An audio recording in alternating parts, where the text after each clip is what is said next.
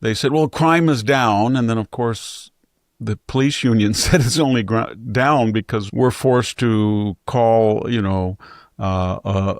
breaking and entering, shoplifting, or we're forced to call aggravated assault, petty, fighting or something. We don't charge people, and then that goes to lower the crime rate by intention from the politicians.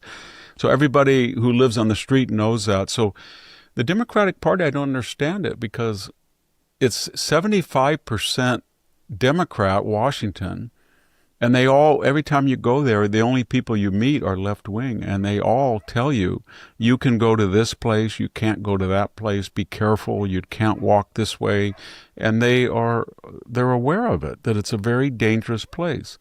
The other thing is, it's very weird because you have Al Sharpton weighing in about fascism, you got all of the people on MSNBC, but we're essentially talking about a particular crime group, and that is African American males between the ages of 15 and 40, and they make up about 4 or 5% of the population, and yet statistically they commit about half of the murders and maybe a larger percent of assaults, and in rare interracial crime, they're 6 to 10 times more likely to attack a white person than a white person is to attack. And you can talk about the reasons for that. I'm open to discussion, history of racism, slavery, Jim Crow, whatever.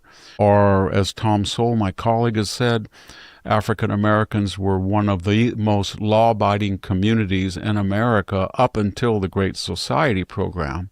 And then he's written several books about why white liberals did things that injured the black communities, confidence, entrepreneurialism, etc. But whatever exegesis you use, that is the problem right there. I just did a little thing on Joy Reid. She just cut a podcast when she said that white people were stupid and all of American music, they can't invent anything. They've never invented anything. I'm thinking Beethoven, Chopin, Mozart. And she said, we invented music in America. Then you had this woman from the New Yorker, Doreen St. Feliz.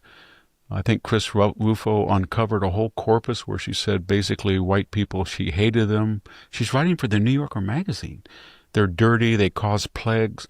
So what I'm getting at, you've got like this. You've got this crime problem in America that affects mostly the black community as victims of these young black males who are inordinately represented in violent crime. And then you've got an elite up here whose money, both white and black, whose money, whose zip codes insulates them from the problem that they help create.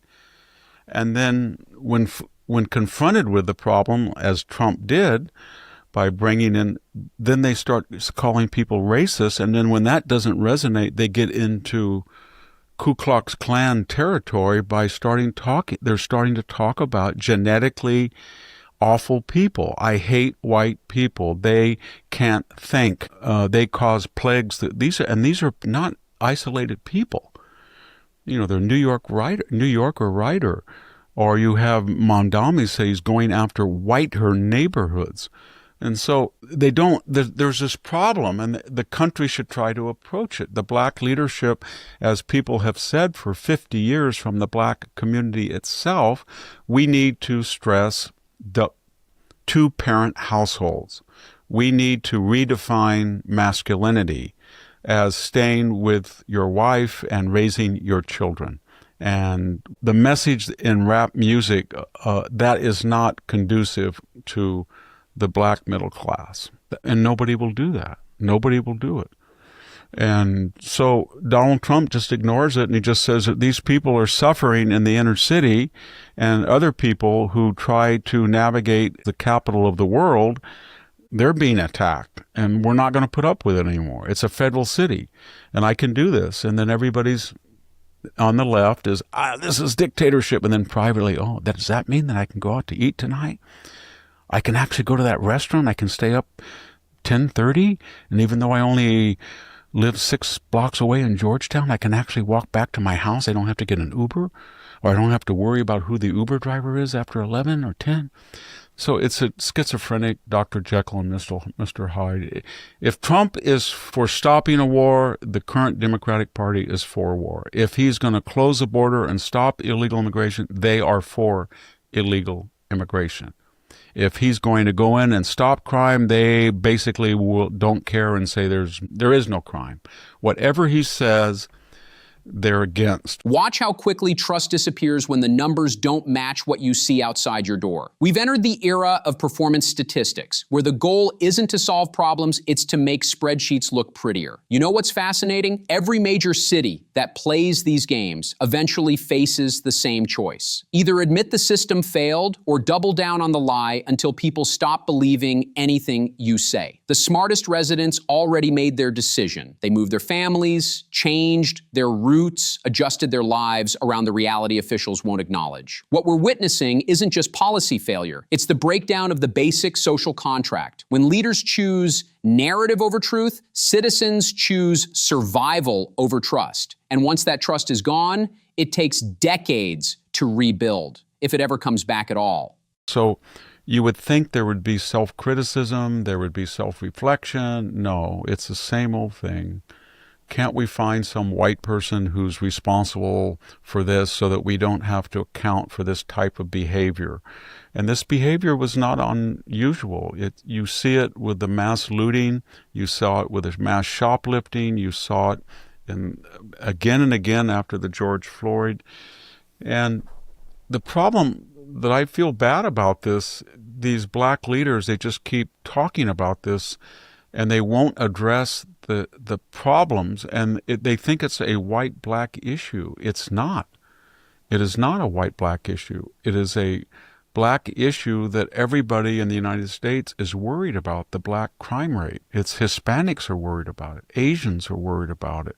It's been directed with a knockout game against traditional Jews. We saw it in San Francisco where Asians were targeted. The Hispanic community has been at odds with the black, and it all revolves around that people who live in large cities, especially in blue states, but not exclusively so. Memphis is a very dangerous place. I stayed there once 4 days, and it was frightening to walk around there.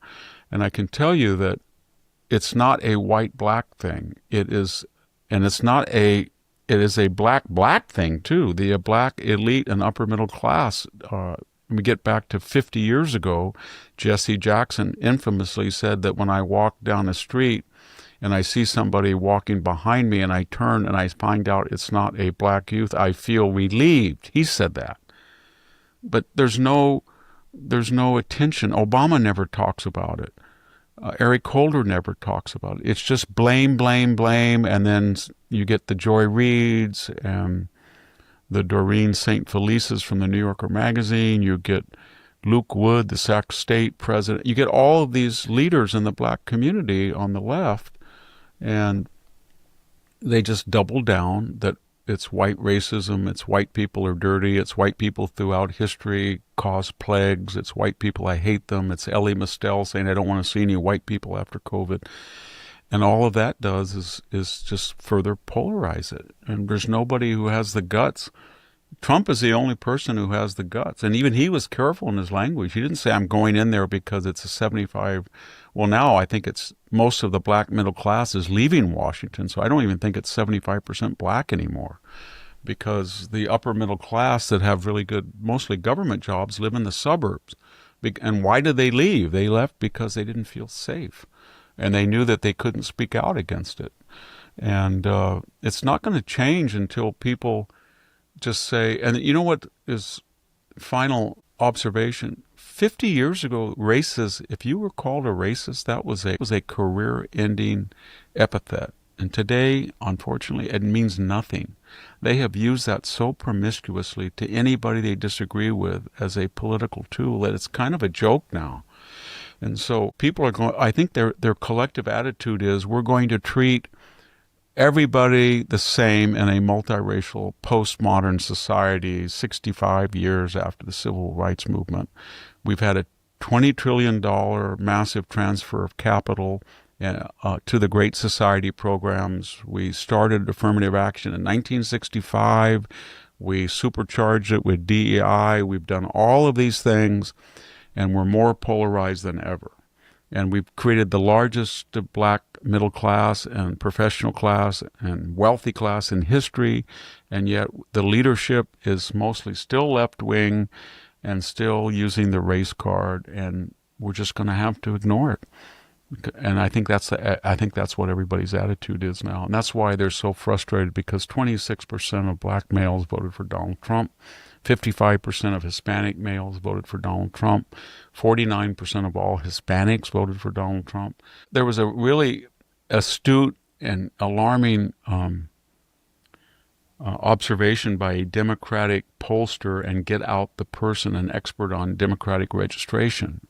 And he pointed out that the Republicans, for the first time in history, are out registering voters in states, and that isn't the worst of it.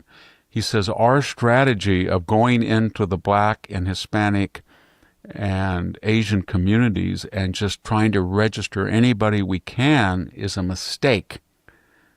He said from now on we need to target left-wing people and ask that question, because we are registering people who vote against us. And that's what killed us in the 2024. The white vote was pretty much at 57 to 59% in 2016, 2020, and 2024. However, what killed us in 2024 was a marked increase in the Hispanic vote in particular, a little incremental bump with women, a little bit larger with youth, and 26% of the black male vote. It's not a large number, but it was enough to account for that 1.7 million person margin. And so I just think that we're at the point now that if you treat people by the content of their character and not the color of their skin, and you disagree with someone and they say you're racist, nobody cares. Here's what nobody talks about: the exhaustion factor. People are tired of being told their lived experience is wrong, tired of watching the same conversations loop for decades without solutions, tired of being called names for wanting basic safety and competence. The most dangerous phrase in politics isn't "you're a racist," it's "nobody cares." When accusations lose their power, when people stop adjusting their behavior to avoid labels, that's when real change becomes possible. But it's also when institutions realize they've lost control of the narrative. We're living through a massive recalibration where ordinary citizens are choosing practical results over political theater. The question isn't whether this shift will continue, it's whether leadership will adapt to this new reality or get swept aside by it. Smart money says the old playbook is dead, but the new rules are still being written. If you value honest analysis and real conversations, make sure to subscribe, hit the like button, and share your thoughts in the comments. What did we miss, and what should we tackle next? Your voice makes this community stronger. Let's keep pushing for the truth together.